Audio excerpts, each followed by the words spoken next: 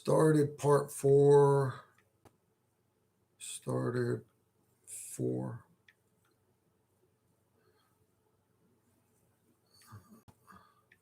Let me know when you can see me.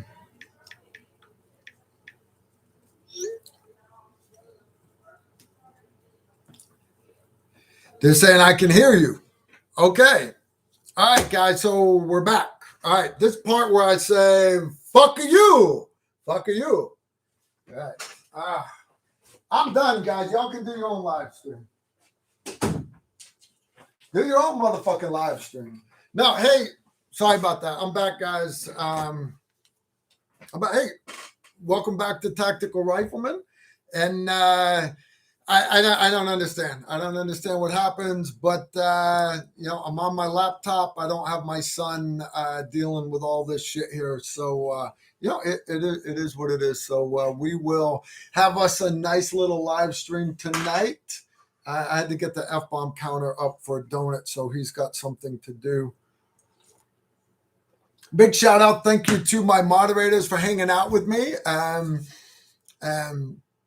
Yeah, it is what it is. Hey, we got us a new sponsor tonight. You guys, I don't know if you guys ever heard of Battle Cat Company. All right, so think of it as like grunt style, but different. Literally, it's all made in-house by the owner. Battle Cat Company is literally a one-man show. All right, so if you want to support a small business, I was like, I'm not against that, right? Everybody likes supporting small businesses. He makes cool T-shirts, gun type stuff. Let me go check it out. So anyways, I went to Battle Cat Company. To put in Battle Cat Company, search it, battlecatcompany.com. And you'll see the boy has got some awesome designs, T-shirts, hats, patches, stickers. And the cool part is, you go to any gun range and everybody's wearing grunt style or everybody's wearing Black Rifle Coffee T-shirts and everything. And that's cool, right? 9-line apparel. Everybody's wearing theirs. Ranger Up, all this, that, and the other. Okay, you want to wear something different? Battle Cat Company. Go check their stuff out, man. Go check it out. Check it out. All right, so here's the deal. We are going to hang out. We're going to have us a good live stream tonight. I've gotten all that out of my system. And I got my cup of coffee here. And I went with the big cup so we can stay a little bit longer tonight. But we won't. We won't stay that long. That's my wife's pet name, Battle Axe. Oh, I saw what you did there. Dude, your wife is going to kick that ass. She really is. She's going to kick that ass, dude. Not what you want. Not what you need. Not what you need at all. All right, so what do you guys want to talk about, right? You guys know the deal. You have questions. That's the whole point of doing a live stream is it's an opportunity once a week for me to hang out with you guys, all right? You guys send questions, put them in the chat room. You notice I have super chat turned on. So if you want to make a small donation to the preservation of Carl Erickson Foundation, click super chat, and then I'll actually see your question. You don't have to do super chat. You don't have to. I prefer you to throw me some money so I can buy more coffee. All right. But you don't have to, not at all. You send a question, and what happens is you put a good, decent question in the chat room. And what our moderators do, like she just sent me one. This one here is from Semper Paratus. I recently installed a Radian Talon 45-degree safety selector on my main tool. Love it. I wouldn't have been allowed to use one as a 13 Fox in GWAT, but would you high-speed SF guys? Yeah, we basically, within the whole thing is, with it in the gun, nobody's going to see that you even have it in the gun. And while you're working the selector lever, I personally prefer a 45-degree also. The problem, I never use the Radian one, but I run a 45-degree on my my tier 1 rifle. It's part of the tactical edge, advanced combat trigger. It's awesome, but understand that is not a full auto trigger, and our M4s have full auto on them. So I've never seen a 45-degree full auto. You know, I don't know. I don't know if we would run that or not. Honest, you know, it is what it is. They're sexy. I like it. My personal work on, I do love it. I do love it indeed. So decent question. Decent question. Next question is from Shammy313. Dude, your mom must have had a bunch of kids. She's naming you after cleaning equipment and then having to number you still. Wow. All right, Carl, for an EDC pistol, are iron sights better than a red dot due to not taking up more space, air to the optic? Now, honestly, guys, if you look at, and I'm not allowed to play with guns, but basically, most of you guys run an RMR, so I will. RMR, your sights are that tall, all right? Your iron sights on your pistol are that tall. So you're only raising it up just a little bit more. Here's the deal, guys. Back in the 90s, early 90s was when red dot optics showed up for rifles. I know they had been around since, first red dots were actually used on the Sante raid in Vietnam. But they really caught on. They became the latest hotness in the early 90s. And a lot of the older SF guys, I just got my Green Beret, first A-team, all these red dots showed up. And the older guys, the team song's like, no, glass breaks, batteries die, stick with iron sights. And our A-team only got 2 of them. So I was like, oh, shit, I'll take one, right? And it was an open emitter, old reflex sight, and it was okay. It wasn't as good as like an EOTech or aim points or modern red dots, but it was better than just iron sights. Fast forward, there's a reason why every rifle has got a red dot optic on it for combat. Home defense, truck gun, whatever it is, everybody's running red dot optics, and you should, because they have become very reliable and they bring a lot to the table. They really do. Much, much faster getting rounds on target. The same thing with pistols. Pistol optics sucked for a long time, and then you had the J point and the Doctor optic, which is basically all a Trijicon RMR is a hardened copy of the old J point. Not bashing Trijicon. Just Trijicon really has not updated it since 2005, 2000. You know, they just haven't updated it. Fast forward, and I said this about 5 years ago, that all combat pistols need to have a light on them. All combat firearms need to have a light on them and an optic. But I also said about 5 years ago, hey, all combat pistols need to have a red dot optic on it with an enclosed emitter. Kind of important to me. What I mean by that, guys, is here's an RMR that everybody loves. The problem with the RMR, just like that original reflex sight that was on my rifle back in the 90s, is, let me use my pen here, the emitter that actually projects your light is this little window right down in here. And it's exposed to the elements. You get one drop of rain come down, hit that, washes out your light. Snow, mud, you're screwed. You don't have your dot anymore. You just don't. So, and we had the same problem with rifles. So what they did was they enclosed the emitter, hence the birth of your your aim points and your EOTechs, your holographic weapon sights. Same thing's been done to a pistol, all right? So basically, Holosun, being the good Chinese that they are, they reverse engineered a RMR and made it better. It's got a solar window on top, shake awake, everything else, side-mounted battery, so you don't have to take it off your optic, take it off your pistol to replace the battery. Holosun, hands down, beat the hell out of the RMR. But it still had the exposed emitter. They listened to feedback. It needs to have an enclosed emitter. This is the 507, hence the birth of the 509. So all of my pistols have lights on them, but all of my combat pistols, including my EDC pistol, has a 509 with an enclosed emitter. My backup, my Tshirts pistol, has the 507K with the Vulcan reticle in it. Still has the Vulcan reticle. Now, why am I running an exposed emitter on my Tshirts pistol, my backup? Because they don't make one with an enclosed emitter yet. As soon as they do, I will replace it. So yeah, guys, I don't mean to be long-winded, but this is important.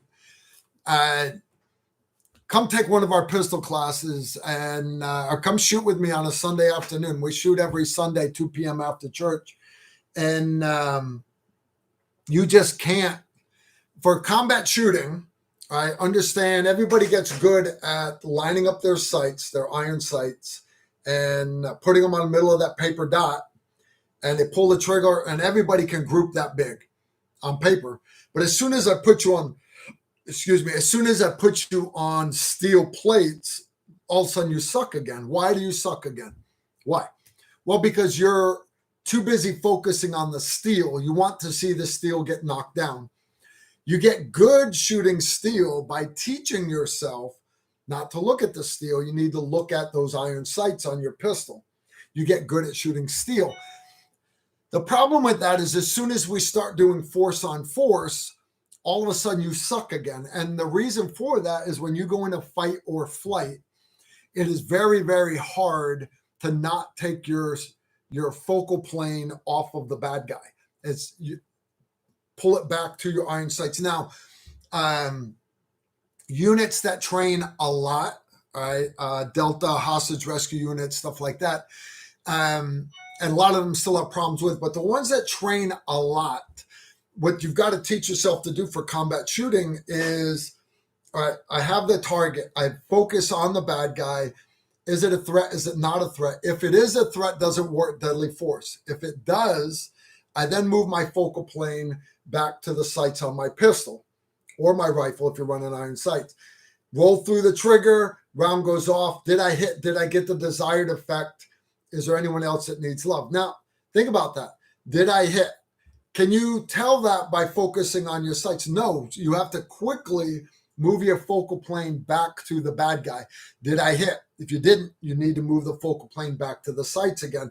If you did I get the desired effect? If you didn't, you have to move the focal plane back to the sight picture, engage again. So that's the key to combat shooting with iron sights is, and the only real way to do it is a lot of force on force. UTM, simunitions, stuff like that. It's very, very hard to train to the level where you need to be to constantly be moving that focal plane back and forth. That's why everyone loves red dots on their rifles, because you don't have to move your focal plane back to your iron sights on your rifle. You don't have to. You can stay focused on the bad guy, put the red dot, because you're still focused on the bad guy, put the red dot on the bad guy, pull the trigger. It's the same thing with a pistol. So unless you're going to train force on force all the time, I recommend everybody go to pistol. Why haven't we gone to pistols for a decade? Well, because the guys that start doing force on force a lot, you're not just on a flat range doing pew-pew. You start pieing doorways and around vehicles and under cars. What ends up happening is gravity is hitting your arms different, and you can't find your dot. How is it different from a rifle? Well, a rifle, you've got, instead of one point of contact on the pistol, you have 4 points of contact on a rifle. You still have that pistol grip. You've got the stock in the shoulder, hand up front, but you also have that cheek weld, and that cheek weld centers the eye behind the pistol, behind the red dot. So how do we do that with a pistol? And a lot of people have a hard time finding their dot. They really do. And that's why guys, I can't tell you how much I love this Vulcan reticle. Let me find you a Vulcan reticle on one of these. They're almost all mounted on my gun. All right. I don't know if you guys can see that, but if you lose that dot, guys, you see the edge of the circle, turn it, and it's very, very hard to lose that dot with that big outer circle. Now it drinks batteries. I got that, but it helps you find that dot so much quicker, so much quicker. All right. So I see Susan's sending us a bunch of questions.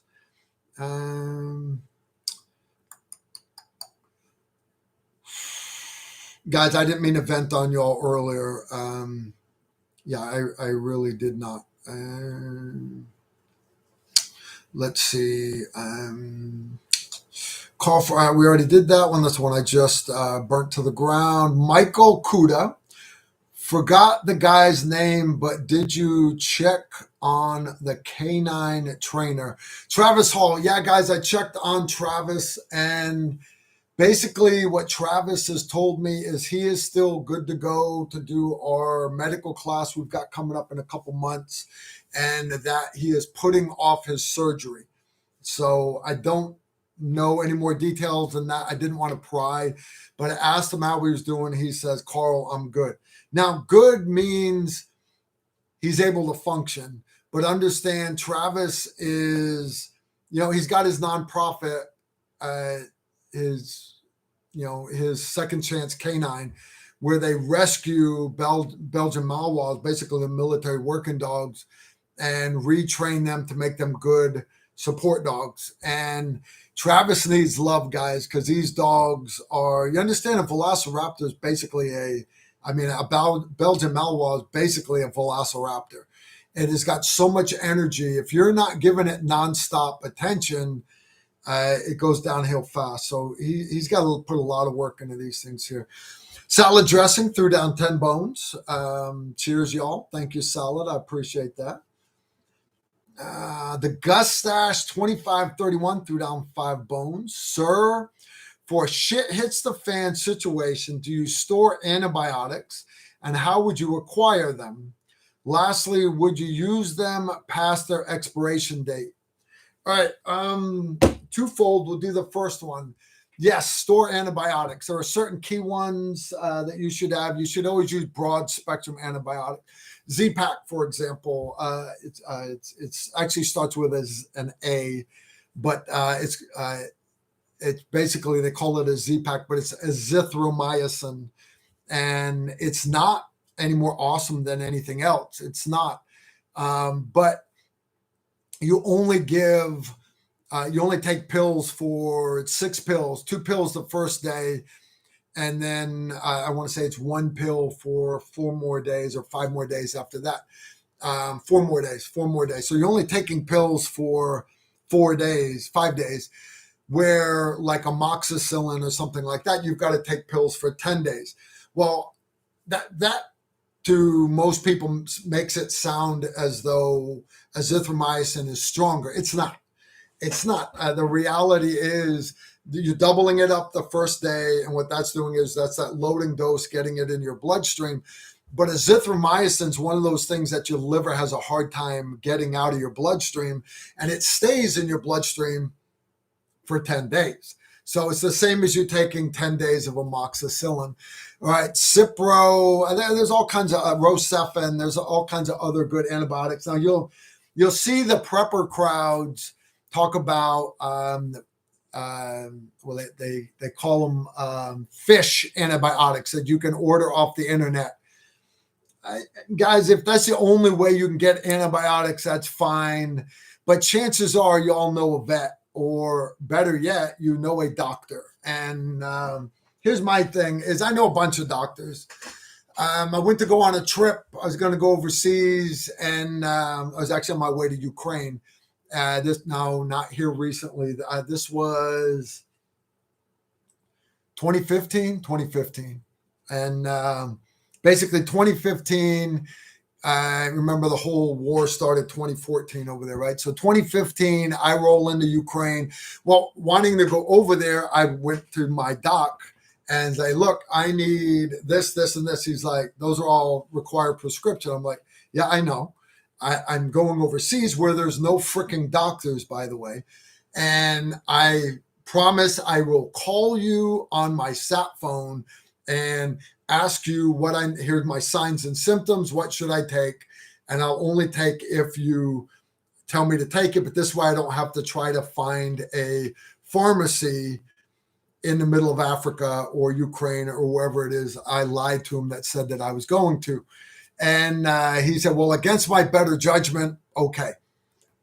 Tshirts has a heart attack. He wrote me for 1 dose of everything. And the cool part is I'm friends with doctors. I was a special forces medic. I understand they allow me a little bit of leeway. My sister-in-law, my brother-in-law's fiance, she just orders the shit off the internet. You can. It comes in from Canada, China, wherever. I don't care. You can do it. You can do it. It's not hard. So I'm not real big on using fish antibiotics. Do they work? Yeah, I'm sure they would. There are people that will say, well, I won't use generic drugs. I'll only use the real brand. I disagree with that because you can save a lot of money using the generic drugs right now. A good example of that is Motrin is the actual commercial name, and Motrin costs more than generic ibuprofen. All right. But you understand ibuprofen is the exact same thing.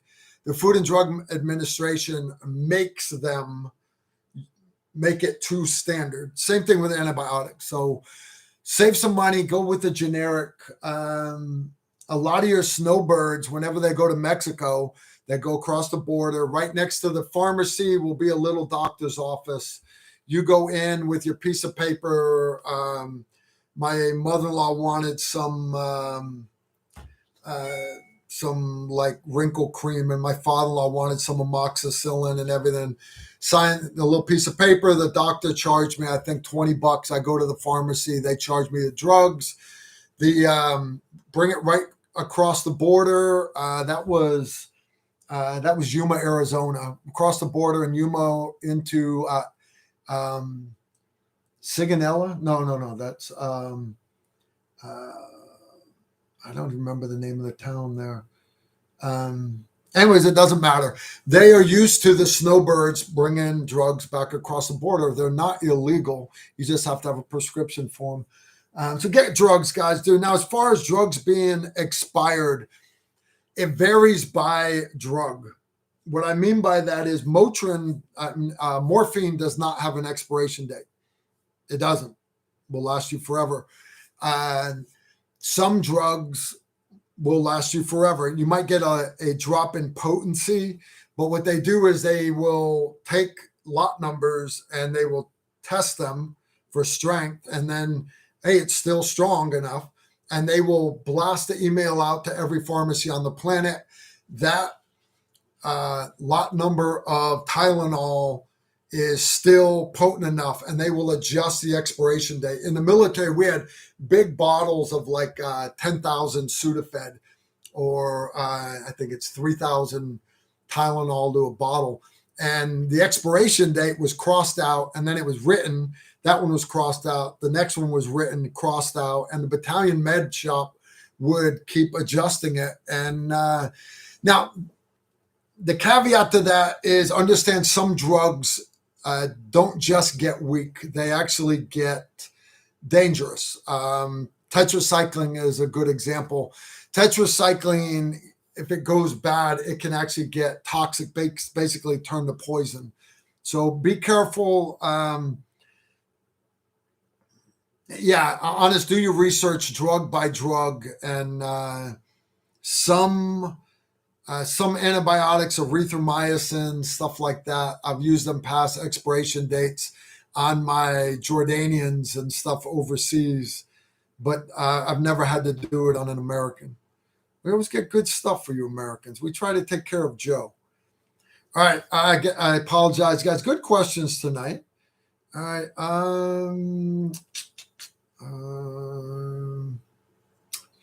Jonathan Frappier, did you hunt deer this past season with your TR1? If yes, what are some key positives and negatives from using the TR1 for hunting? I did not hunt with my TR1. My TR1 is my work gun, and It is zeroed for 62 grain. And I don't hunt with 62 grain. I don't do it. So my TR1 would stay in my truck with my kit. Yeah, if I really don't want to go down that rabbit hole with you guys. Yeah, I'm not going to do that. I keep a set of kit, including body armor, in my vehicle in case I get phone calls from certain people and they expect me to show up and save the day. No, I usually deer hunt with 7.62, and I love the deer hunt with 7.62. Yeah, I've actually gotten probably more deer with a bow, but I have not bow hunted since 2005. But I used to bow hunt deer a lot. But see, the problem with bow hunting after the towers fell, it's hard to come home from a deployment where you've been in a combat zone 4 months, 5 months, 7 months, however long it was, and come home and tell your wife, yeah, honey, I missed you. I love you. I missed you so much while I was gone, but I got home and it's October. That's bow season, and I know I missed you. I want to spend time with you. You want to spend time with me, but I'm going to go sit by myself in a tree with my bow and wait for a deer to walk by.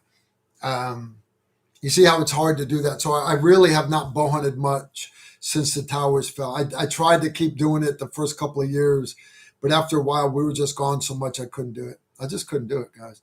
Right. All right. Yes, Susan, I will get to that for sure. All right. Susan wants me, she's reminding me to talk about the class in Texas. All right. What is your opinion on CZ's acquisition of the Colt Holding Company? Here's the deal, guys, is Remington got bought out by Cerberus. Cerberus is a big hedge fund out of New York City, corporate America. They became part of Freedom Group that also had Henry Rifles and AAC, Suppressors, and it just wasn't a good thing for any of those companies. But Remington needed to be rescued. And same thing, Colt, right? Because everybody knows Colt. Colt's been making M16 since the dawn of frickin' time. Knight Armament Company down in Titusville, Florida, has got more computerized CNC machines than Colt's got in Connecticut. So Colt needs to be rescued. So CZ, which is a good gun company, guys, it is. CZ is a good gun company. If they have acquired Colt, so be it. So be it, because Colt let us down. You understand, a lot of these companies, they get the really big government contract and then they don't care anymore. They just they don't upgrade. They just don't want to upgrade anymore. They're content with that. Their shareholders are content. You got to modernize, guys. All right.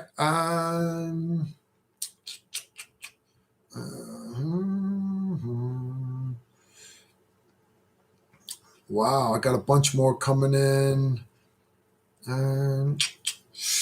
Sammy313, Carl, I know you love your SR25, but you were also issued an M4. Did you ever use your M4 or a 10.5 inch on ops instead of the SR25? There were a few ops that I would use an M4 on. And then once I made, obviously, Company Sergeant Major, I was not running an SR25 anymore, but I'd still go out on ops. It was a good picture. This right here, guys, that is me. And if you look at this gun, you'll see I've got a night scope clipped on in front of a low power variable. And I've also got a longer custom upper on it. And but that's my M4 lower. It was completely tricked out. Now, if I wasn't going to be hunting, that was a rural area hit. We were actually landing on the Y. We weren't landing right at the building. And it was kind of a rural area. So I brought an upper that would allow me to reach out a little bit further. But normally I would just run my 10.5-inch, and it was always good enough for me. Good enough for me. All right. All right. What's one thing that Susan's hinting at, guys, is I've got some courses coming up, and I was looking at my calendar, and it dawned on me I haven't promoted these classes at all. So if you guys are interested in doing some spring training, I've actually got classes that are just a couple weeks away. It is March.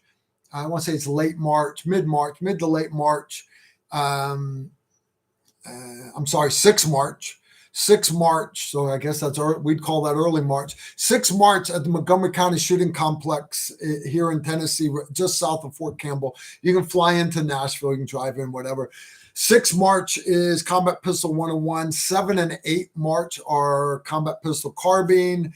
And then the 9th, we're doing this new class called Just the Tests. Now, basically, if you've ever been to our pistol carbine classes, you know we have a list of what we call our critical task evaluations. You guys can see them. You dig them up in our video archive. I've got videos on every one of those tests. If you come take our pistol carbine course, you get copies of all of those task condition standards. Well, guys will get good at them, but they can't get great at them. And so we came up with a one-day course. It's called Just the Tests. And it's not just about those tests. It's about any task, basically. And what we do is we basically teach you, all right, you want to get better at this skill, break it down step by step, but here's how you focus on it. You're going to do this at such a speed, and then this at such a speed, and then this at such a speed, and you're going to adjust it, and then you're going to have this max speed as fast as you can go, and then you have basically what a lot of people call their competition speed. It's like, hey, this is actually, I'm not trying to just see how fast I can go where I'm going to fail. I need to do it for real. I'm not allowed to miss. This is how fast I can go. So anyways, that class is on the 9th of March. Again, 6, 7, 8, and 9 March here at Montgomery County Shooting Complex. A great place to train, good classroom, everything. Now, specifically the one that Susan's talking about is the last few days of March. I had classes scheduled in Texas, and unfortunately for everybody, I had a bunch of guys that signed up for those courses, and I lost the range. I couldn't keep the range where the range was. I had to find a new range. We're going to be holding at a place called Range 35. It's a very, very nice range. It's got a great classroom. My patrons that came and did our Patreon course back in November, Range 35 was one of the ranges that we used there. Fieldcraft Survival runs classes there. It's good. It's not open to the public. It is just for like law enforcement, military training, but they're allowing me to rent the entire facility to run my classes there. So anyways, every one of those guys that had signed up, I called each one of them on the phone, apologized from the bottom of my heart that unfortunately I had to, either they could move or I would gladly issue them a full refund. I only had one guy that I had to give a refund to. Everybody else was able to slide dates, fortunately. Well, one guy had to switch to the class in September. But the new dates, if you guys are interested, it is the first 7 days of April. Now, you don't have to come for the whole 7 days, but I know a lot of guys want to, you've come to classes before, you want to take the advanced course, or man, I'm only going to get one chance to go do training this whole year. 2023 is swamped. I want to take my vacation days at work and go just do one-stop shopping. So basically, we're doing a marathon of classes. It's going to be at the Range 35 Range Complex. You can fly into Dallas. It's a short drive from there. And yeah, you can pull it out range 35. The 1st of April is Combat Pistol 101. The 2nd and 3rd of April are Combat Pistol Carbine. Then the 4th is a course we call Carbine Zero Mastery. You're going to get out as far as the range will get us. You don't have to bring a special gun. I want you to do this with that same red dot that you would have at any other class. But instead of you only doing pew-pew at 7 meters, a couple rounds at 25, we're going to stretch that gun out as far as you can go. The 5th and 6th is our advanced pistol carbine course. And then the 7th of April, again, just the tests. So if you want to get in on some of this, maybe you've taken our pistol carbine course before, you just want to come take the advanced course, or you want to do Carbine Zero Mastery, which you'd be surprised how many people have never really gotten good data on their work gun. You know, you got a red dot on it. This is your shorty that you're always, man, I can take it with me everywhere I go in the truck. All right, how far have you actually stretched this thing out at? And without a magnifier on the gun, with my EOTech on it, or my primary arms 1X micro prism, guys, I can easily get out, even without the magnifier. You get out to 400 meters easy. So anyways, that's in Texas, 1 through 7 April. You can sign up at tacticalrifleman.com. Here's the bonus for the Texas class. I mentioned that my Patreon, my patrons had done our Patreon course there. That was one of the ranges that we used, one of the ranges. We went down to Tiger Valley, a couple of places. But the cool part is we stayed at this place called Beaumont Ranch. And Beaumont Ranch is basically a Beaumont Ranch is it's like an old cowboy town, but it's all been done up. It's a place they do like big weddings at. But instead of you staying in a lodge room, they've got the old cowboy town, and you go into like the general store. You use your key, and when you go in, it's a king size bed. You go into the jail, you open up the door to the jail, and it's got 2 queen size beds or whatever. I mean, they got different cabins and lodges and all through that. It's totally badass. It's awesome. They got a bar there and all these pavilions and everything. Our Patreon course was awesome, right? Here's the added bonus for these classes in April, 1 through 7 April, because one of the things that sucks about, let's say you wanted to take 7 days of training, guys, that's 8 days in a hotel. And outside of Dallas, a hotel room, that's $150 to $300, depending on what kind of hotel you stay at. So we reached back out. Thank you, Susan. We reached back out to Beaumont Ranch, which is only like 10 minutes away from range 35. Now, remember, this is a cowboy town where they do big like wedding events and private, but they have a bunkhouse there. And the bunkhouse, it's got like 8 rooms inside with so many bunks in each room. And anyways, it's a nice bunkhouse. That's where I put all the tactical rifleman instructors during the Patreon course. Well, I'm like, hey, I'm not bringing 60 people. I'm only going to have 15, max 15 students and a couple of instructors. Will they let me rent the bunkhouse? And I got email back today. They said yes. So here's the deal. If you want to come take those classes in Texas with us, one, I'd love to have you. It's going to be a great course. Emery's come in. We're going to have a couple other instructors there. It's going to be awesome, awesome, awesome. But Beaumont Ranch is letting us rent they're letting us rent the bunkhouse for $45 a night instead of $150 for a hotel room with your, crappy room, a Red Roof Inn or something, $150, $170 with all the added fees. $45 a night, you get to stay in the bunkhouse with me and Emery and my other instructors. And we'll hang out at night. We'll have a good time. And $45 a night. Here's the cool part.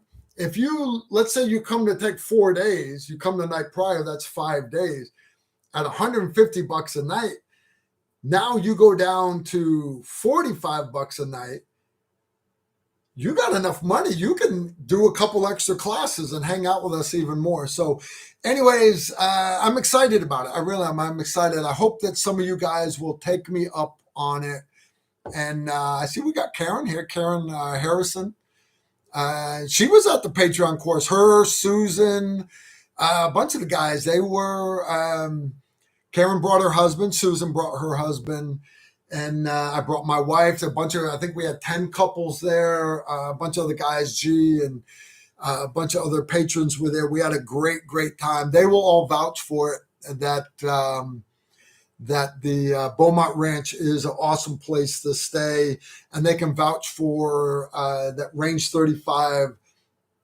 We did our flat range pre-day there, but we also did our helicopter shooting there. So anyways, if you're interested in signing up, and I hope that you guys are, again, if you want to take classes early March, that's right around the corner. Sign up tacticalrifleman.com. Those classes are going to be in Clarksville, Tennessee, and that's going to be great, great training. If you want to wait till April, sign up early, but it's the first 7 days in April 1 through 7, Combat Pistol 101, Combat Pistol Carbine, Carbine Zero Mastery, Advanced Pistol Carbine, and Just the Tests. Right, Just the Tests is a new course that it's basically going to be just me. It's going to be me. I might keep Emery around as an assistant if I have enough people sign up for it, but the way it's looking right now, it's going to be me, maybe 3 or 4 of you guys that already know all the tests. You've already practiced them. You've done great. And guys, if you've not been to my classes, I demonstrate all the drills. I demonstrate everything. I'm a big believer in understand. I will not pretend to be as good as I was back when I was in my old hostage rescue unit. I'm not, nowhere near. But if I'm going to ask you guys to do a time standard, I need to be able to do that also. So I miss a couple times a day, or at least once a course. I'll miss at least once a course just to prove to you guys that I'm not to prove to you guys that I'm mortal. I am. I miss.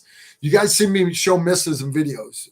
You do. I'm not scared to show that. So anyways, if you want to hang out with us in April, I would love to have you guys sign up, especially for the April ones in Texas. That's a long way for me to travel, guys, and I really want you guys to come hang out with us. Please come hang out with us. It's going to be a good time. You know, I really haven't had that many people sign up for classes so far this year, and I understand the economy sucks, and everybody's got a bunch of stuff going on, and I've got a ton of stuff go on in my life, and I'm not going to vent on you guys, but I do. I got a lot of stuff going on in my private life right now, and because of that, a lot of things have fallen off the radar. That's why I'm trying to play catch up, promoting courses. My son's going to be back in a couple of days. He's filming, and when he comes back, I got to film some marketing videos to help promote our courses. I've gotten way behind on this. But yeah, I would love you guys to come hang out with us at a class. You understand there's nothing good coming in on the horizon, guys. Biden is not your savior. He's not. Biden is so not your savior. The Chinese are so not going to back down. And are we going to fight the Chinese anytime soon? Nope, not at all. But you look at all the post-apocalyptic books out there, and there's one called The Patriots. It's the whole Rosalian groups. They do that. That one starts off with financial collapse in the U.S. Okay. But almost all of them start off with an EMP. An EMP, very unlikely, right? Very unlikely. It's also worst case scenario. Only two ways to do an EMP, guys. Only two ways, because they're not going to get a plane to deliver an EMP. You understand? China, Russia, they're not going to be able to get a plane over the center. They're just of the U.S. They're not going to be able to get it over Kansas. Can't get a plane that close. So how do you do it? ICBM, right? Like North Korea just launched, or you understand what I'm saying? It's got to be a missile, or you could do it with a high altitude balloon. I'm just saying. So anyways, guys, you need to tighten up your shot groups. And that's not just shooting. Make sure your family's in order. Make sure your soul's in order. Me and my wife, for example, right before the live stream, I apologize, I forgot we were having a live stream tonight. And that's why everything is jackassery to start off with. We were, what did we pull out, honey? We just got, we got chicken fajita strips out of our Harvest Right freeze dry. We did 5 trays of seasoned chicken fajitas already cooked, and put them in the Mylar bags, oxygen absorbers, everything, freeze dried. We got a freeze dryer.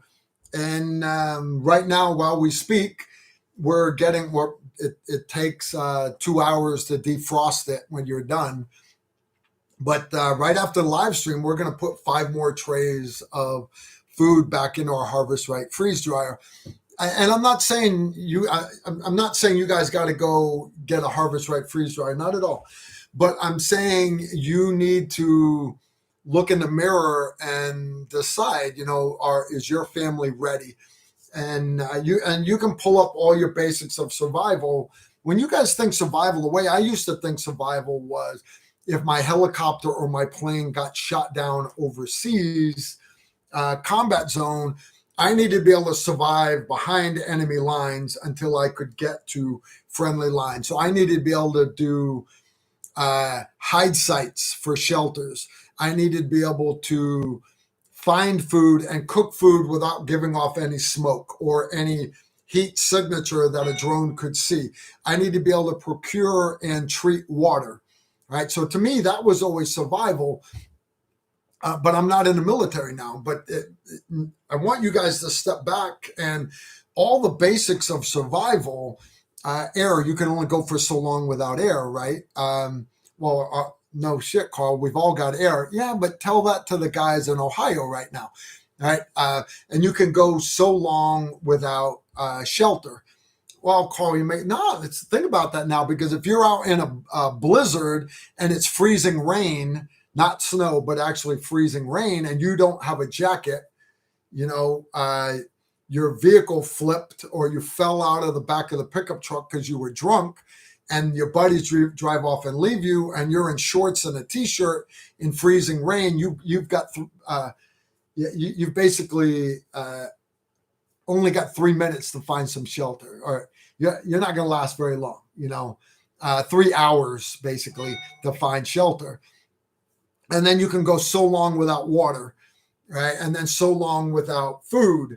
You've got to have fire. You've got to have all this other stuff. That's fine. But now look at it, your family, where you live. If something, whatever it is, if martial law breaks down or whatever, you need to have your ducks in a row. So pull up some of our older videos on survival basics, and all they are is just checklists.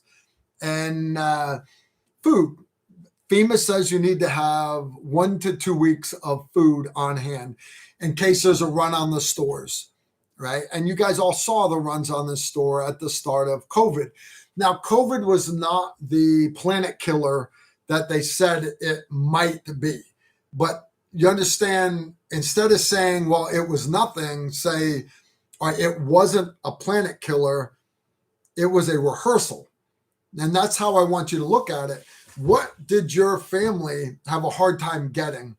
Right? Because there's a big run on toilet paper, of all things. Toilet paper. I don't worry about toilet paper. We have toilet paper, but eventually you're going to run out. So how do you deal with that, Carl? I've got a couple of boxes that, and it's just boxes. You get them out. They're on the shelf in the workshop, and it's a bidet. You can hook up to the side of the toilet. Works great. Works over in the Middle East just fine for me. It'll work here. I'm just using that as an example, but have ways that you can store water. Have ways that you can store food. Do this. Do that. I'm not big on 2 weeks of anything. That's FEMA.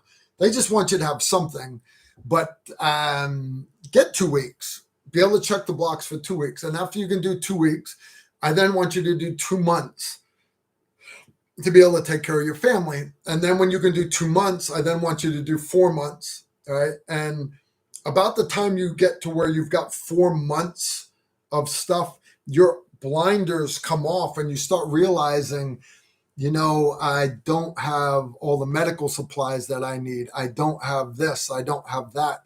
And you enter this new world of, and I'm not saying you guys need to become full-blown preppers, not at all. I just want you to start thinking about the dark clouds on the horizon. That's all I'm going to say. My family, for example, and I love that my wife, she takes this very serious. We have 17 people on our hill. The hill I live now, they're not 17 people living here right now, but my daughter's going to come here from Nashville, right? I have family members coming to the hill. So it's not just me and my wife feeding me and my wife. We've got 17 people, 17 mouths to feed. And that quickly becomes a lot more servings of food than you think it is, a lot more gallons of water. So anyways, keep it in mind. That's all I can say. Keep it in mind. Keep it in mind. Good stuff. Right. Susan saying, you are so behind. Quit yelling at me, devil woman. All right. I'm trying. All right. What are your thoughts on a low power variable optic on a 12.5-inch AR? Looking forward to Emery's gun runner pistol in May. A low power variable optic, guys, is great because you can dial it all the way down to 1x, and then you can dial it. In this case, this is an 8x. You can dial it all the way up to 8x. So it allows you to reach out. Now, that's a lot of weight to put on a gun, and it does not work as good as just doesn't work as good as an EOTech. EOTech inside the house, even on 1 power, this will never, ever, ever be as good as this. And it's not the weight. It's not just the weight. You have to have perfect eye relief and perfect eye alignment of that pupil. You don't. EOTech, you put that eye anywhere, and EOTechs are tough, guys. EOTechs are tough. So they are. EOTechs are badass. So if you want to run an EOTech with a magnifier behind it, you can. And that gives you a magnification. I recommend you if you're going to run a magnifier, get one with a quick on-off mount and keep this in your day pack or on your gun belt because it adds weight to the gun you don't need. If you want to run in other words, like a throw lever like that. If you want to run a low power variable optic, and I would on a 308 for sure, it's okay on 1X. It does okay, but it really, really excels at 300-400 meters. It is much more badass at that distance. That is some good coffee, guys. Damn, that's some good coffee. All right, I'm trying to get caught up. I am. Wow, I guess I really am falling behind. All right, let's see. All right, next one, guys. I do get all your questions. I do. Sammy313, Carl, have you ever stippled your Glock, or do you leave them as they are? Thank you, sir. When I retired from my old SIF company for 5th Group, I retired as company sergeant major for that company.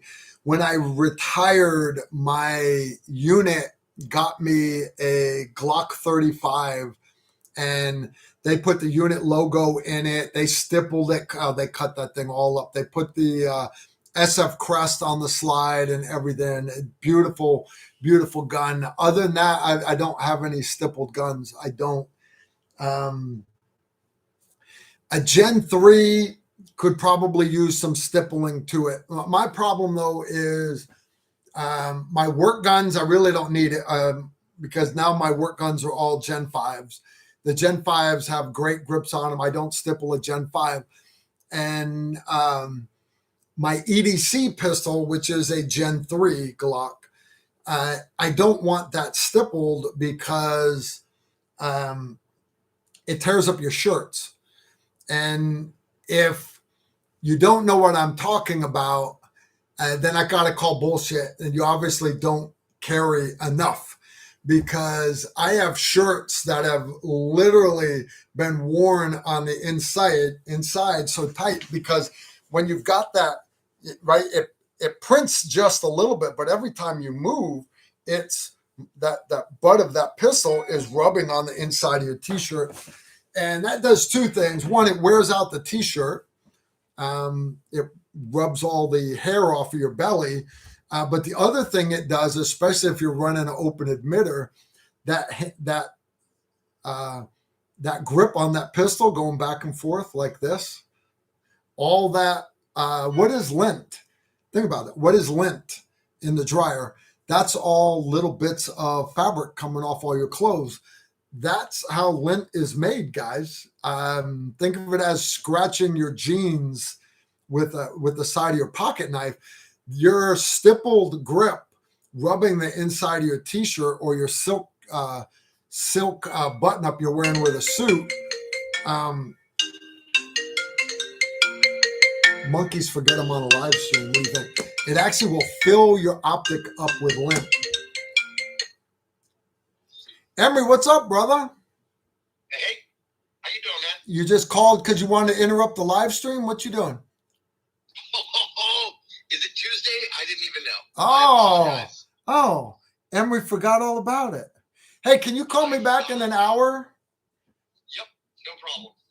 I'm sorry, I didn't pronounce that right. That was, can you call me back in an hour, comma, you asshole, question mark. Thanks a lot, Emery. Okay, now I know we're good. Yeah, man. Hey, I want to talk to you though. We got another class we got to get ready for, and we're filming next week. So I need you to come in and help me clean up the range. All right? Yep. Yeah. Give me a yell back in an hour after 9. Thanks, man. All right. Bye-bye. Bye. That's some rude ass stuff right there. Can you believe he did that? I believe it. It's no big deal. Guys, you gotta, you know the deal. You gotta cut Emery some slack. You really do.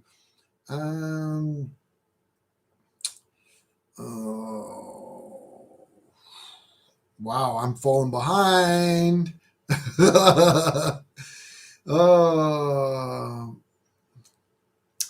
I'm sorry, guys. Wow, I'm falling behind. Where do you buy it? All right, hold on. All right, Richard Bowl. Hi, Carl. In your latest video, switching shoulders drill, your tier 1 has a device on the end for noise. What is it? Who makes it? Where do you buy it? Does it require an ATF suppressor stamp? All right, I don't think I have one here. Guys, my TR1's out in my Suburban right now. What it is my TR1s have, it'll come one of two ways. They set up to take a surefire suppressor. But they have, you have two choices. One is a flash hider, 3-prong flash hider called the War Comp. It actually has small holes for mitigating barrel rise.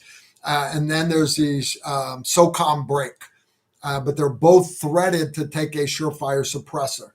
Right. I'm a big fan of surefire suppressors. They make awesome ones. There's a reason why US SOCOM went with surefire suppressors. All right. My surefire suppressor is still in ATF prison. It's sitting in a gun vault down at ATS Tactical Gear, and I can't pick it up until my paperwork's done. Now, that little piece you saw covering my muzzle brake, what that is called a warden. And what it does is you guys know how bad a muzzle brake is, right? It's got the ports on the side and all the concussion, the sound goes to the side. And if you're standing next to a guy on the shooting range, that sucks. You know, it sucks. Well, when I mentioned I demonstrate all my drills. Well, I will stand back. If you guys are shooting at 5 meters, a lot of times I'll have you guys gather around and I'll stand back at 7 to do the drill so more people can see the sides, actually see what I'm doing instead of standing behind me. Without that warden, everybody would be getting hit by the blast, the sound. So I run that warden, and what it does is it focuses all that blast forward. It actually makes recoil worse than you not having anyone on the gun at all. Much worse. Now, that said, it doesn't matter. I can easily pass the drills, make the time. So I put that little thing on there not to look cool. I put it on there for you guys, for my students, because I don't want to beat the snot out of you with my muzzle brake. All right. So I do that for you guys. I do. I sincerely do. All right. Wow. Sorry, guys. I know. I'm behind. I'm trying to get caught up. All right. Cash me outside for bomb-proof, be all end all upper for the long-range 308 in 308. What brand specs parts would you recommend for suppressed, sub, and supersonic 20-inch, or is 16-inch okay? 16 inch is fine. If you're on the fence, should I go with a 16-inch or should I go with a 20-inch? Go with the 18. It doesn't matter. What the only difference between a 16-inch, an 18-inch, and a 20-inch is your muzzle velocity of the bullet. The faster your bullet's going, you're going to get a little more range with it. But I'll be honest, guys, I've never shot a human being past 461 meters. Now, I have knocked down the 1 mile target. You can go to dnlsports.com. They have a 1 mile club, and there was a little C-zone steel plate I knocked down at a mile. Whoop-de-doo, no big deal. It took me 4 rounds to hit it. I've never shot anybody at that distance. Never have. All my ops were in the dark, and that's not true. I've shot guys during the day too. But my furthest shot, 461 meters. Now, I know that doesn't sound impressive, but it was in the dark, and they were moving targets. And the cool part is I got 3 of them. The first one was actually a headshot, which sounds awesome. But the reality is I was aiming at the chest of the guy in front of him, and that guy stepped in front of the bullet, caught it in the head. The other 2 guys went to go pick him up, drag him up the stairs. I dropped the second guy, and then I got the third guy a little bit after that. My point, though, is in combat, my job as a sniper was to support the assault force, but also to do a lot of combat in an urban area. And you need to be able to ID friend or foe. And a lot of times, guys, that's not 1,000 meters away. So I know SF guys that have shot, especially in Syria. They've got shots well past 1,000 meters now. Me personally, I have never shot a human being past at that distance. I just haven't done it. Don't think less of me. I mean, I guess you can if you want. I don't care. You understand? I'm so past caring what anybody thinks about me. Semper Paratus is back. How many rounds of 5.56 and 9mm would it take to go all 7 days? All right. Pistol plan, combat pistol 101, plan 300 rounds of pistol. Pistol carbine, plan 100 rounds of pistol. 150 rounds of pistol, 300 rounds of rifle. Carbine Zero Mastery, 100 rounds of rifle. Advanced pistol carbine, 2 days is probably 200 rounds, 250 rounds of each. And then just the tests, we'll probably use 100 rounds, 200 rounds of each in that day. You're going to do a lot of shooting on that final day, a lot. There's no sharing war stories. There's no me having to teach each little. No, we're going to go, hey, I'm going to demonstrate it. You're going to do it for time. And then, hey, let's break it down. You're good at this part. You're not good at these other parts. Let's work on them. And as far as totals, I don't know. We try to limit our round counts, guys. And I know it's a lot of ammo. You'll find there are usually guys that show up and bring too much ammo. So if you run low, you can get it from the other guys in the class. A lot of times Emory brings ammo to sell. I don't know if I can't vouch for that. I don't know if Emory will be bringing ammo this class. Good question, though. Freedom Seeds for All.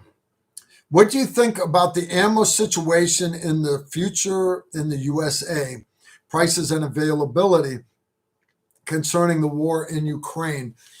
The big run on ammo was when Trump was going to have the whole and you guys know I love Trump. I do. But I love Trump because Trump wasn't a politician. To me, I would like to completely drain the swamp and put vets and doctors in there. That's what I want. All right. But Trump's an asshole. Trump's an asshole. He definitely doesn't know shit about politics.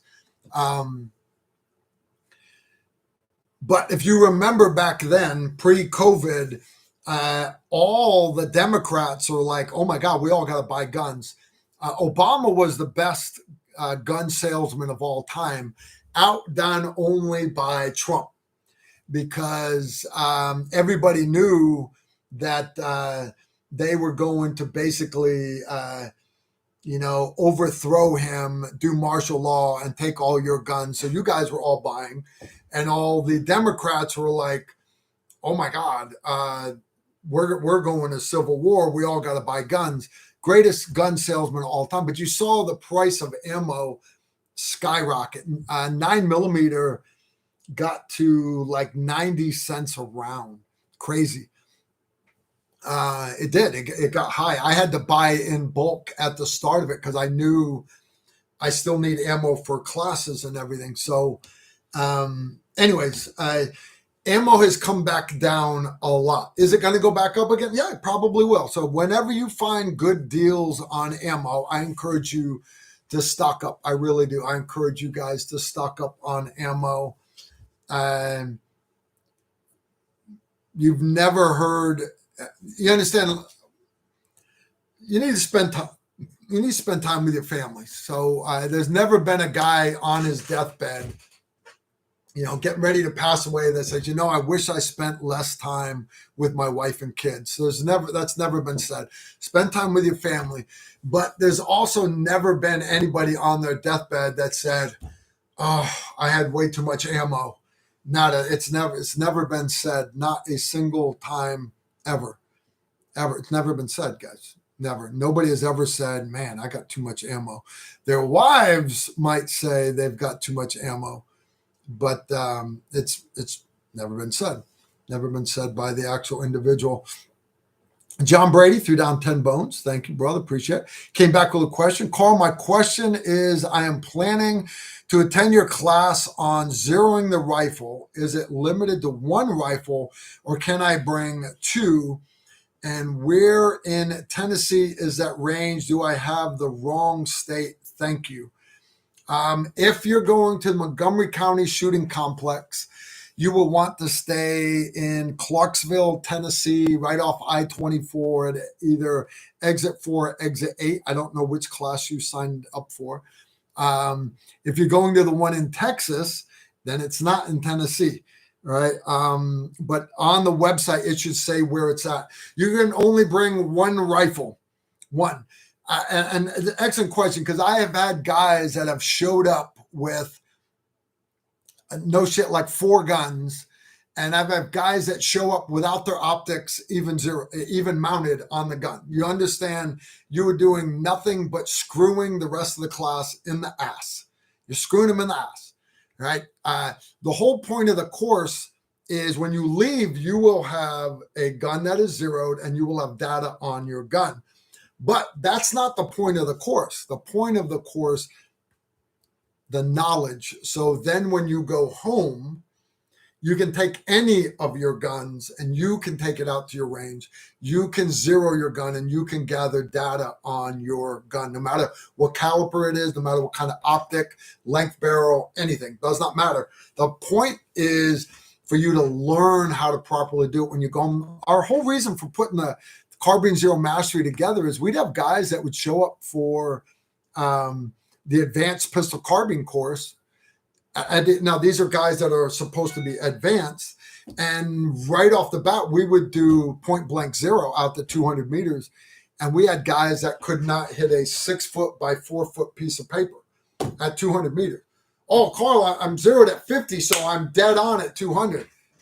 Then you understand, you just shot at a 200 meter piece of paper, and everybody else's shot group is this big at the middle of their target, and you missed the piece of paper. So our point is, it's not that they didn't zero, is a lot of people they really don't know how to properly zero. And so anyways, just bring one gun. If you bring 2, I always travel with a spare. So bring a second one, but you're not going to have time. You're going to be shooting a group and moving, shooting a group, moving. And yeah, we're going to get a lot of shooting in, a lot of shooting groups and tightening up your shot groups and learning the fundamentals of rifle marksmanship and how to properly zero that blaster. All right. So far behind. Yes, Susan. I'm trying. I am trying. Renegade Arms, a.k.a. Eric, threw down $10. Thank you for your time and knowledge. Brother, I do appreciate that. John Brady threw down 10 bones. Cash Me Outside's back again. Have you done a video on cooking without a signature? If not, that would be a good idea. It's called a Dakota stove, guys. And basically you do it in your hide site, preferably under a lot of thick tree cover. Thermal sights are not as sexy as people think they are. If you're giving off a lot of smoke and a big fire to heat a bunch of people, yeah, that smoke will still be warm by the time it clears the trees. But if you've got thick tree cover, branches, they're not going to see you with thermals. They're not. Guys, I know in the movies, thermals can see through walls and through roofs of buildings, and you understand that's not real life. Thermals won't even look through the windshield of your car. You can't drive wearing thermals. You can drive wearing a Gen 3 PVS 14 all day long. It's a blast on the highway. But there are lots of videos about using a Dakota stove. Yeah, I guess we could do a video like that. We could do that. We could do that. Salad dressing threw down 10 bones. Was thinking a second EOTech or a helmet. Chose the brain bucket. Hard-headed veterans for the true middle-class option. Given Ohio, is this a prime example?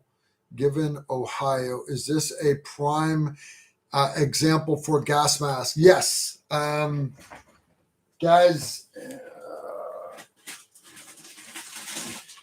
I'm not a nutbag. Guys, you understand, I keep things within arm's reach. There's a company that makes gas masks that's called Mirror Safety. This is not a Army surplus mask. This is a no shit military issue mask. It's for one of the nations in Europe, but it is not military surplus. What I mean by military surplus is if you buy a gas mask at let's say a gun show, it's one of two things. One, it was stolen from a Joe out in the field and then sold at a pawn shop, and then it's good. Okay. But the flip side of that is military equipment has a service life, and it's only so many years. And after that so many years, the Army gets rid of all of it. They send it all to DRMO, and it all gets auctioned off, basically for pennies on the dial. All these military surplus places buy it in bulk. They go through it, and they sell tents and poncho liners and jackets and uniforms and boots and everything. Your jacket maybe wore out, but gas masks, if it was worn a lot, and remember the rubber dry rotted everything. I'm not big on military surplus gas masks. So that's why I like mirror safety. No kickbacks, no nothing, guys. I'm big on mirror safety because their stuff is brand new and their filters are brand new. You can get all kinds of different filters for their stuff. I've got a video I'm wanting to do about gas masks. I know I owe you guys that, and but again, I know I'm behind. Yes, guys, I know I'm behind.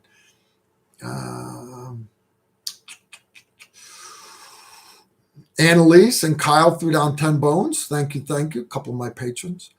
Philip Wilson, Carl, do you paint any of your guns? Yeah, I used to paint all my guns. My SR-25, I wish I had a good picture of it. I don't know if you guys can see that. This is me right here. Guys, that SR-25 is painted with finger paint.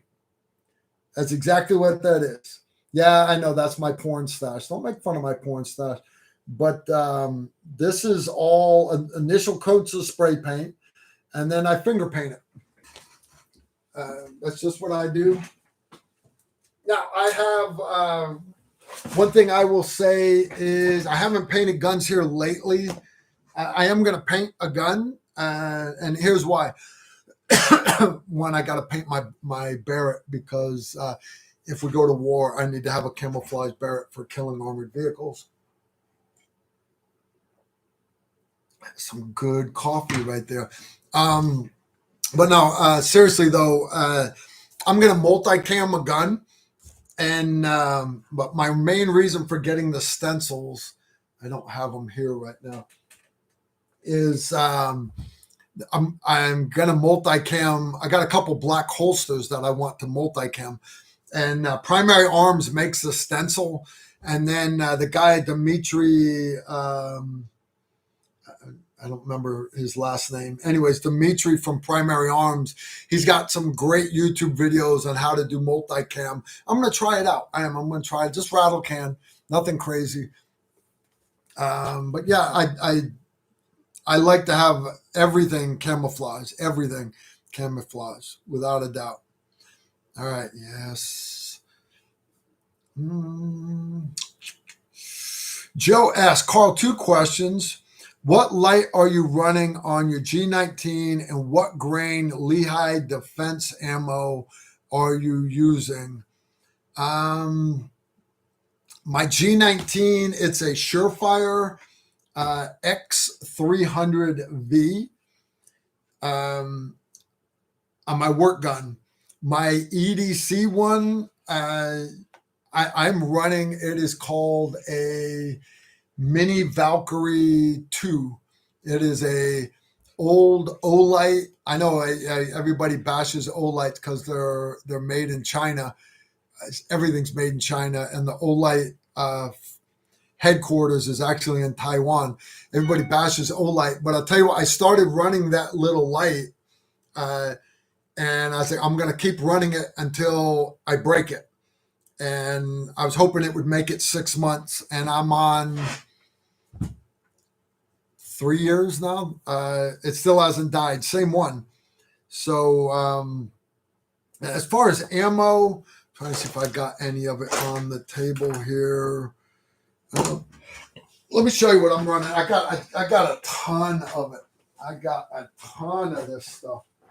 A ton of ammo. Where is it at? Where is that new good stuff at?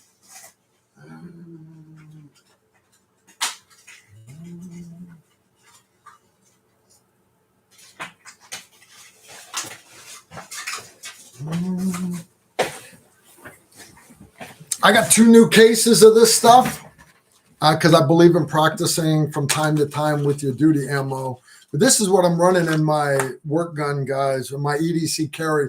It's not Lehigh Defense. It's actually made by G9. And it is the external hollow point 80 grain, 1480 feet per second. It's basically a plus P round, and it has an external hollow point on it. And in other words, you don't have to worry about the hollow point filling up with jean jackets, drywall, whatever. It does great against windshields, stuff like that. G9. I used to run Barnes TAC XPD, which is good ammo. It is. It was good. I ran it for the longest time because we had shot human cadavers with it, and it did better than all the critical duty and golden sabers and everything else. It outshot everything. But then G9's like, bet, Carl, we'll take that challenge. And they sent me a bunch of it, and you can pull up those videos in our video archive. But G9's got a bunch of good stuff. They've got a bunch of barrier blind 5.56. They got some good barrier blind 308 ammo now also. I owe you guys a bunch of these videos, don't I? I really, really do. All right.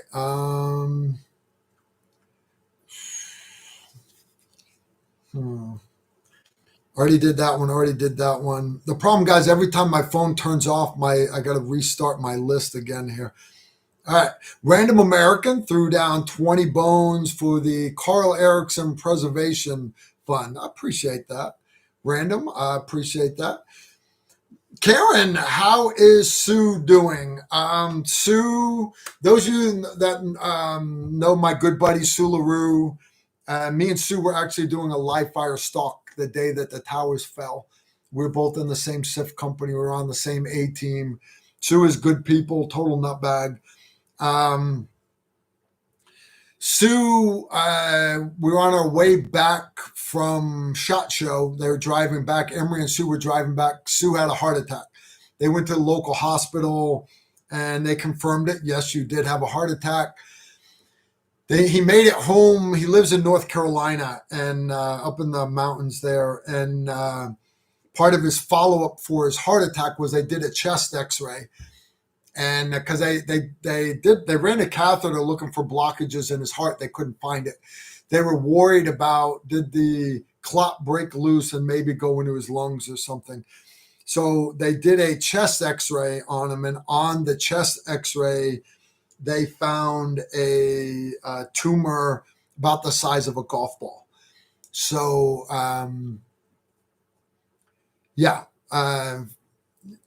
they did a biopsy, and the last word we got is Sue is still waiting to hear back the results of his biopsy.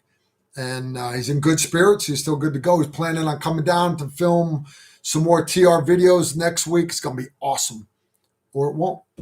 All right. Philip Wilson threw down 5 bones. Do you paint guns? If so, pistols, rifles, or both? I've never painted a pistol.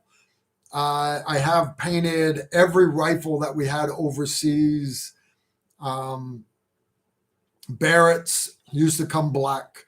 Always painted my Barrett.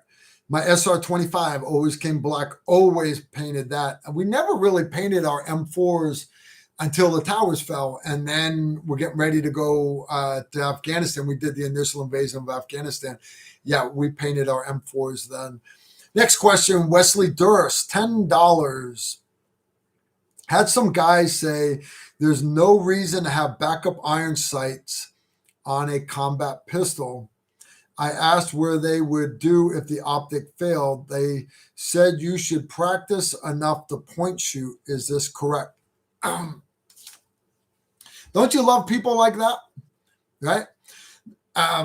Point shooting, and there are people that say you don't need sights at all. You should just be point shooting.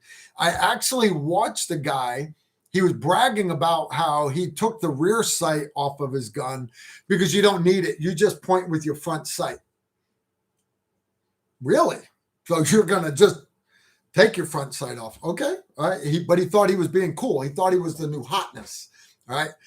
But there are guys, there are actually schools out there that do point shooting. Now, understand these point shooters will tell you that statistically speaking, most pistol gunfights, happen within like 5 meters or 3 meters. You're inside the room with the guy, and it's so fast, you don't have time to aim. You're just basically point shooting.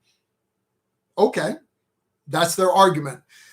And they'll tell you that out to 7 meters, they are faster point shooting, and they're just as accurate as you are using your sights.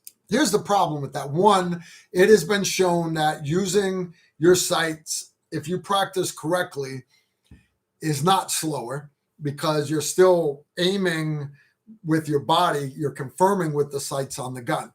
All right. But they're saying out to 7 meters, they're faster. Well, what does a point shooter do if that guy is at 10 meters? Do they all of a sudden start looking for their sights? Because they've never practiced to use them because all they do is point shooting.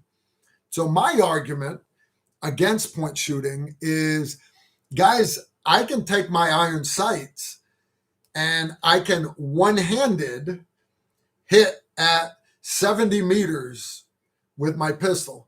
And then I can switch to my support hand and one-handed hit at 80 meters. And then I'll go back and switch back to strong hand at 90 and then at 100. Randy Sunday, every Sunday, 2 p.m., we did Final Five, and Randy was out at the 100-meter line, and we were doing one-handed, switching every 10 yards back. My point and I'm not bragging, guys, but my point is these guys that say, oh, you don't need iron sights. If your red dot dies, you're just going to point shoot. All right, now what about when you're pinned down in the parking lot with your wife behind you crying, and it's 20 meters to the other car where the gangbangers are behind the car, and your red dot's dead?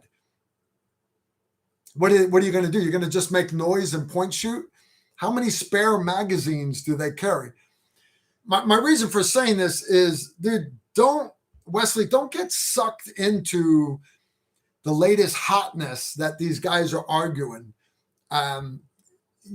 Sometimes you just need to, if it's something new, slap it right in the face with common sense. And if it doesn't pass the common sense smell test, then it's the turd that it really is. Just because other people are doing it doesn't mean it's right. There are SEALs right now at their schoolhouse that are teaching. They just put their M4s on semi and they leave them there. What? No. But that's the latest hotness for them. They think they're cool. Understand, it was the latest hotness 20 years ago. It was the latest hotness 25 years ago to just put your M4 onto, or at the time your M16A2, put it on semi and leave it there because this is my safety. No, that's total bullshit. Total bullshit. There's a reason why all adult units went back to keeping the gun on safe until you have a target that warrants deadly force. And the time it takes you to move your trigger from outside the trigger well to the trigger takes even less time to rotate that selector lever down with your thumb.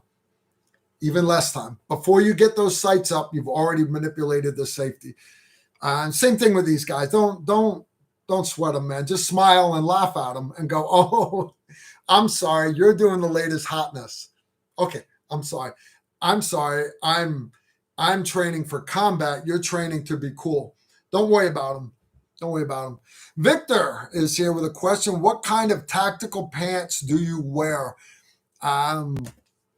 In my old unit, we wore Cry Precision pants. I want to say they're like $360 a pair. Crazy. But they're made by Cry Precision. That's what we ran ops in. Yeah, now as an instructor, I'll wear Cools. I'm wearing Cools right now. These are fire hose pants. Fire hose. I got my pocket for my phone, pocket for my spare magazine. I actually got a tourniquet in it right now because I was just out running the chainsaw. But they're tough pants. I run True Spec pants, are good pants for just playing out in the woods. Another company's pants I wear are True Timber. They're a company that makes a couple really cool camouflage patterns that are the latest craze right now. But if you go to truetimber.com, and you can buy their stuff in like Bass Pro and everything, but they actually make some really good pants, lightweight pant. They're more for hunters and stuff, but that's good enough for me.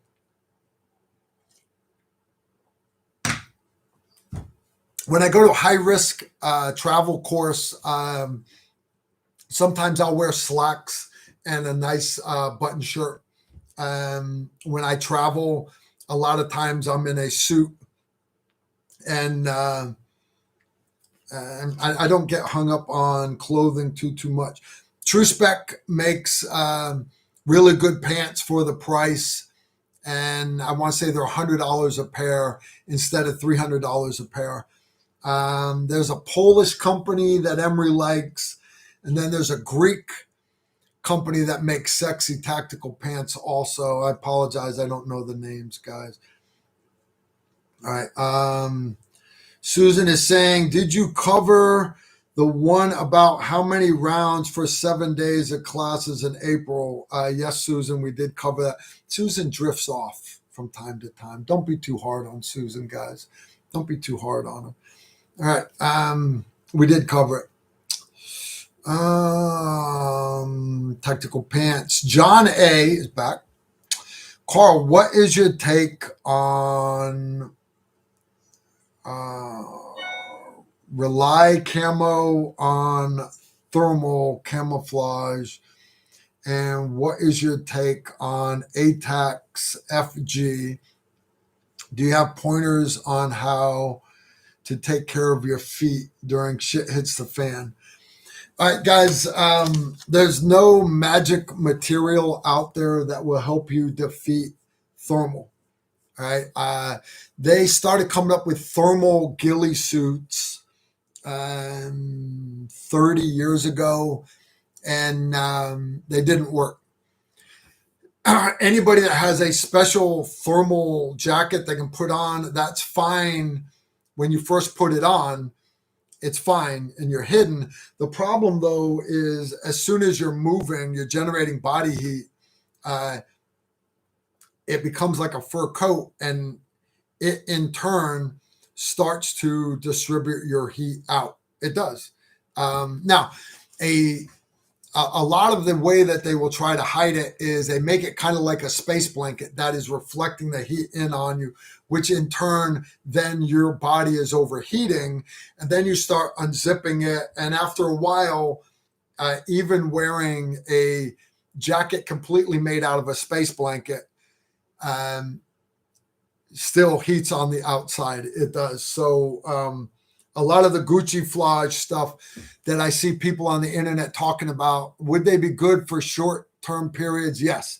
Anything that breathes will work like that. Yes. The best way to defeat thermals is tactics. And if you don't believe me, have your buddy spend the $300 getting your Gucci flage thermal jacket that will hide, right? You have somebody get out there with a thermal. You have him put on his thermal Gucci flage jacket, and then right at the last minute, you grab a space blanket, the cheap emergency space blanket. You hold it by two corners, and right before they turn on their thermal, you just hold it up so that you've got a big rectangle of Space Blanket in front of you, and you're going to find that he's going to show more than you. You can make yours even better by taking like gold and copper and gray and green spray paint. And you notice I started off with metallic colors because you're spray painting that silver Space Blanket with different colors, and you're now camouflaging it, because even though they're shiny, if somebody was to hit you with an IR light, it would reflect like a mirror. As far as reflecting the ambient heat in the air, it's going to break up the pattern. It's not going to look like a rectangle. It's not going to look like a Space Blanket anymore. Serious as a heart attack. All right. As far as his second question, taking care of your feet, guys, SF selection, I saw guys in Special Forces selection that were cutting open their boots because their feet were swelling so bad that they had to cut holes in the boots to let the swelling out. And you're walking on sand, like beach sand roads. So all that sand gets in there, and their tan desert boots were like rust colored with all the blood, and they're wrapping them up with duct tape and everything. And I didn't get blister one, not even on the 25 miler. I think that's like second to last day, the 25 mile, 28 miler, whatever it was. I don't even remember. I didn't get a blister because I take care of my feet. Now, how you do that is bring lots of socks. But the other thing you do is you have to know your feet. Right. Right before I went to selection, and I had the bottom of my feet were tough, guys. They were tough because I was in a recon team in the 101st, and all we did was walk. So I had tough feet. My boots were broken in. The problem, though, was right before I went to selection, we were, again, my scout team, we had an 18-day field problem, and my hide site got rolled up on day 2. My rucksack, I had to live out of my LBE with my little squad radio, my butt pack, for basically the last 13 days of it. I lived out of my LBE, my load-bearing equipment. It rained cats and dogs. My feet stayed wet the entire time. I caught trench foot. I had just fungal infection on my feet was so bad. All the calluses on the bottom of my feet sloughed off. When I went to selection, I had baby feet, no callus at all. Baby feet. I was going to be screwed, completely screwed. But I knew that if I did a 12-mile road march, that the pad of my foot right there and on my heel, on the back of my foot, were where I would get hot spots. So I brought a whole roll of moleskin with me. And before I even went out to start the day, I would cut the correct shape for that foot. I would cut the correct shape for this foot. I'd cut 4 shapes, one for the bottom of the heel of each foot, and then one to wrap around the back of my foot. And I cut those 6 pieces of moleskin every morning, put them on before we went out to do dayland nav. And then I had my roll of moleskin with my petty cut. I knew what shape to cut them. I'd cut another set before nightland nav, and I'd swap them out on my feet. Keep your feet dry, and take care of your hot spots before they turn into blisters. And but you got to know your feet. Here's another trick is if you're going to carry a second pair of boots, carry them one complete size too big. And here's why everybody should have that in your inventory. Hiking boots, Merrells, Salmons, whatever you've got, Loas.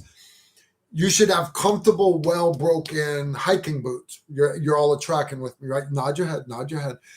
You should also have them for in the wintertime when you're wearing thick wool socks, right? Nod your head, right? Thicker socks, you need to have more room. You don't want the socks to compress your feet too much. So you need to own hiking boots or combat boots that are one size too big for when you have thick socks on. When I went to selection, I brought that extra set of jungle boots with me that were one size too big. And the reason why I did that is I knew my feet were going to swell. You're doing hundreds and hundreds of miles. It's like it's like 12 kilometers of dayland nav during the day, and then 12 kilometers of nightland nav at night, and then the 12-mile road marches and all this and the running and everything. Your feet are going to swell up. So anyways, that's a couple tips for that's a couple tips for you. All right. Susan, I believe I'm all caught up. All right. Yeah, take care of your feet, guys. If you watch my video on my my go bag, I'm not big on bug out bag. I just call it my red bag of woe, and it's a rust colored bag, and it's made by Xterra. No, it's Vertex. It's Vertex. My bag is made by Vertex. There's a video. You can find it in our video archive. And in the spring, I swap it out to just summertime stuff. I'll put the solar panel back in it because there's sunshine a lot. In the wintertime, I swap certain things out and I put other stuff in. It's a little heavier in the winter. All right. But it always has a PVS 14 in it. It always has this and it always has that. Again, it's like an hour or something long video. I get into all those details, guys. But one thing that will always be in there is stuck right in the outside is an old pair of basically last year's hiking boots. I have to run low top hiking shoes because I've got an Achilles tendon injury from doing combatives. A guy did a ankle bar on me, and an ankle bar does not hurt at all until you're at the point where you're actually doing physical damage to the person. And I've had it done to me too many times. So anyways, I can't wear high top boots. So if I'm going to go through brush and brambles and thorns and stuff, one of the other things I keep in that bag is an actual set of gaiters to keep all the little thorns out of my, basically my shoes.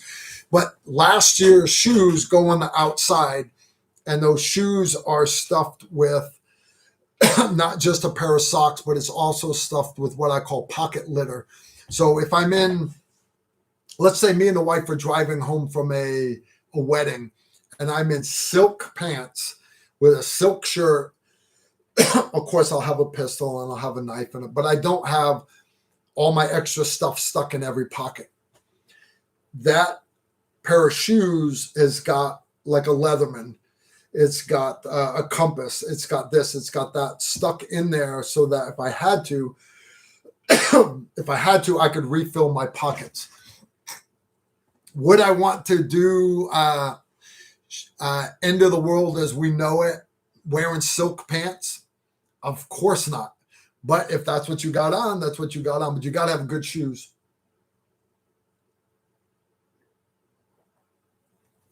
Guys, you know what that means? It means it's almost time to wrap up this live stream here. All right. Yes. Susan's got to leave at 2-hour mark, guys. So real quick, I got one more that came in from MOC during Shit Hits the Fan. There will be many bugging out to their bug out locations. How can the different people bugging out identify friend from foe while in movement? You can't unless they're part of your group and you've established certain SOPs. That said, you're never going to be able to stay away from everybody. So what you're going to need to do is you're going to have to come up with a way of where you're making the decision. You see a couple guys come by, like, those guys look they look like they're doing the same thing I'm doing. Or talk to people without you letting them know all the good stuff that you've got stashed, and then feel them out. Maybe they are like-minded, good Americans. Maybe they're not. Not everybody's going to be good. There's a lot of people who's serious as a heart attack. Their plan when shit hits the fan is take their guns and their ammo and go take other people's stuff. One, I don't believe that's a good Christian thing to do, number one. And two, it might work for you the first couple of times, but eventually you're going to come up on a house and they're not going to play and you're going to lose. You're going to lose. Be careful going to those houses. Do they have sectors of fire stakes marked out in the yard? Do they have thermals? Do they have all this other stuff? Do they have a good auxiliary, the neighborhoods around them? Is there a Green Beret retired living up on that hill? So, yeah, you're going to have to play it out. Guys, you guys hear me talk about Angry American. His name's Chris Weatherman, the author. Chris is an awesome guy. He's a good friend of mine. And I'm not saying that you need to read every set of post-apocalyptic books out there and everything is accurate. Not everything is accurate. I like the Roslin series, the Patriots, and I like Angry American series because both of those guys, and they don't get along. Roslin and Weatherman do not get along at all. They have different takes on survival. That doesn't mean I have to pick sides, does it? It does not. It means I can learn from both of them. And I encourage you guys to do that. Always try to learn from as many different people as possible. So if you've not read the Chris Weatherman's series, it's called the Home series. The first book is Going Home. EMP Morgan is the head character. Basically, Morgan walks home. And at the end of the book, he actually makes it home. The whole book is him on the road. And Chris is very good about showing how certain equipment works, certain equipment doesn't. And he tries to show everything that can go wrong is actually going to go wrong. And there's a couple places in there where Morgan has to make decisions about different people. He ends up bringing a female into his group. Him and the female will walk, and then they bring this big monster black guy named Vlad. And Vlad and Morgan hit it off great. The girl's pissed off that Morgan is inviting this guy to come with them because she don't trust him. Turns out Vlad is awesome. Anyways, it's a good series of books for two reasons. One, Chris keeps the information very accurate. But two, he's a good writer, so it's entertaining. It's not just dry. It's not a dry SAS survival manual. All right, guys, we're rolling up here on our 2-hour mark. So, it is what it is. Again, I want to remind you guys, all of our classes are up for sale. If you're interested in checking out the calendar for training, go to tacticalrifleman.com. But the two if you guys can get the time off, I would love to see you second week of March. That is 6 through 9 March here in Tennessee. Great class. If you can't make that, the first 7 days in April, we're going to be down in Texas. We're going to be staying at Beaumont Ranch. $45 a night. You're not going to be able to beat that for lodging. And then the range is only 10 minutes away. Range 35, 7 days straight classes. If you want to, and there'll be people that come and take all 7 days. For example, Susan Britcher did it last year.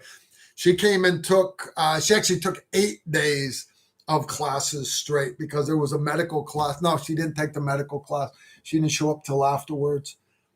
I don't remember. Anyway, she did. I want to say she did 6 days straight classes. It's a bunch of great stuff. We don't have a medical class going on in Texas this time because I want Travis to get healed up. But all the other classes, pistol carbine, carbine zero mastery, advanced pistol carbine, and just the tests, 1 through 7 April. Again, you can sign up at tacticalrifleman.com. And all right. And if you like new shirts, not this one, you want a shirt like this that has Tactical Precision Rifle 101 on the back, you got to come take one of my classes. You come take a class, you get a t-shirt with the class name on it. But if you want cool t-shirts, check out this week's sponsor. That's Battle Cat Company. They've got awesome t-shirts, hats, patches, stickers. Basically, this guy makes cool logos, and he's got some pretty badass ones. Santa Claus wearing nods and stuff. He sees you when you're sleeping. He's got a bunch of cool stuff, and it's a one-man show. Battle Cat Company. He's got free shipping on orders over $75. Think of it like Grunt style, but different. So if you want something that not everybody else is wearing at the gym, check them out, battlecat.com. Good stuff. I got a link I'll put down in the description under the video so that you guys got that same.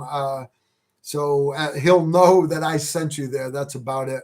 All right, guys, that's all I got for this week. Big shout out again to my moderators, for all my patrons out there. If you are a Silver Star patron, Saturday night, that's this Saturday coming up, we are going to do our Zoom live stream. For those of you that don't know what we're talking about, patreon.com/tactical rifleman. We do once a month, we do a Zoom live stream where it's not just you looking at me. You guys get to see each other, talk to each other. Picture the Brady Bunch, but with like 20 people there. It's always a good time.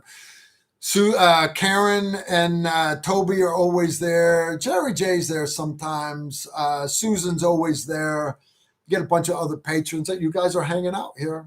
You want to see Susan, you want to see Karen, you want to see Jerry J, you want to see Erica Hodstettler, Patty, all the guys.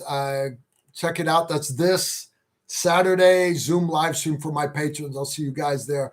That's all I got, gents. Next Tuesday will be first day of filming. Next Monday is my 31st wedding anniversary. And I'll be taking my wife out for a sexy dinner. And then Tuesday night, the following day, Tuesday, I'll see you guys right back here. I think my son will be here. So you'll be back. You'll have your pretty intro and videos and everything. Guys, I'm sorry I had to do tonight with just my laptop. It is what it is. Always great hanging out with you guys, though. And I'll see you next Tuesday. Y'all take care and shoot straight.